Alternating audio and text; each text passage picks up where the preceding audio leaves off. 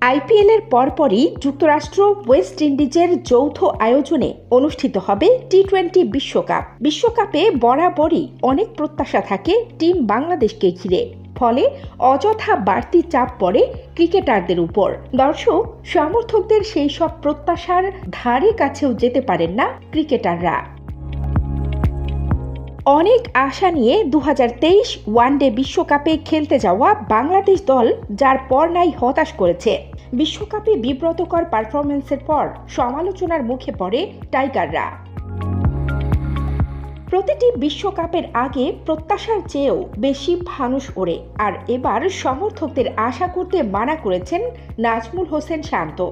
গতকাল সংবাদ মাধ্যমের মুখোমুখি হন বাংলাদেশ অধিনায়ক। বিশ্বকাপে প্রত্যাশা নিজেদের ভেতরে রাখার অনুরোধ করেন তিনি। নাজমুল বলেন, প্রতিটি বিশ্বকাপের আগে অনেক প্রত্যাশা থাকে দলের উপর। তিনি সবার কাছে অনুরোধ জানিয়ে বলেন, এই দলটির উপর যেন বাড়াবাড়ি ধরনের প্রত্যাশা না করেন। বাংলাদেশ দল কি চায় তা সবাই জানে। সবাই চায় দলটি বড় কিছু করুক, কিন্তু এ নিয়ে খুব বেশি মাতামাতি শান্তর ভালো লাগে না। এটার কোনো দরকারও নেই বলে তিনি জানান। শান্ত বলেন, টি-20 বিশ্বকাপে নিজেদের সেরাটা দেবে বাংলাদেশ দল। প্রতিটা প্লেয়ার 120% উজাড় করে দিবে। শেষ মুহূর্ত পর্যন্ত লড়াই করে যাবে।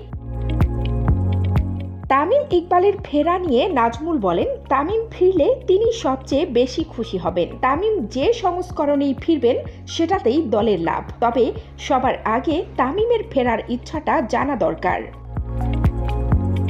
মোস্তাফিজুর রহমান দেশের হয়ে খেলার চেয়ে আইপিএলকে বেশি গুরুত্ব দেন, এই অভিযোগ মানতে রাজি নন বাংলাদেশ অধিনায়ক। ফিজ একেবারে প্রফেশনাল একজন প্লেয়ার, সে দেশের হয়ে 100% দেন বলেও টাইগার ক্যাপ্টেন জানান।